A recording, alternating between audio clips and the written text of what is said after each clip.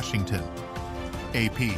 President Donald Trump on Wednesday announced far-reaching new tariffs on nearly all U.S. trading partners, a 34% tax on imports from China and 20% on the European Union, among others, that threaten to dismantle much of the architecture of the global economy and trigger broader trade wars. Trump, in a Rose Garden announcement, said he was placing elevated tariff rates on dozens of nations that run meaningful trade surpluses with the United States, while imposing a 10% baseline tax on imports from all countries in response to what he called an economic emergency. The president, who said the tariffs were designed to boost domestic manufacturing, used aggressive rhetoric to describe a global trade system that the United States helped to build after World War II, saying, "Our country has been looted, pillaged, raped, and plundered by other nations." The action amounts to a historic tax hike that could push the global order to a breaking point.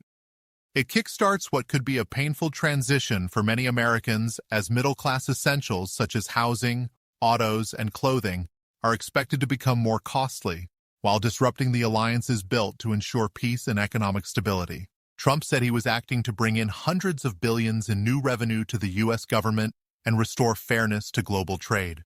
Taxpayers have been ripped off for more than 50 years, he said, but it is not going to happen anymore.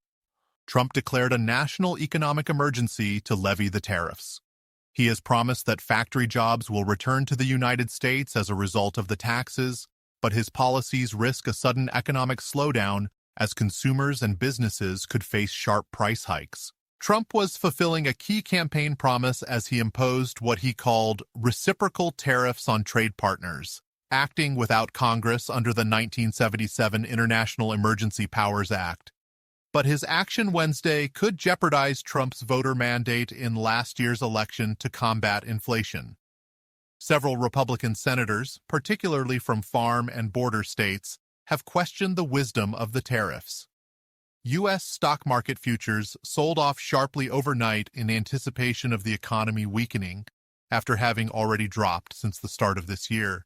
With today's announcement, U.S. tariffs will approach levels not seen since the Smoot-Hawley Tariff Act of 1930, which incited a global trade war and deepened the Great Depression, said Scott Lincecum and Colin Grabow of the Cato Institute, a libertarian think tank.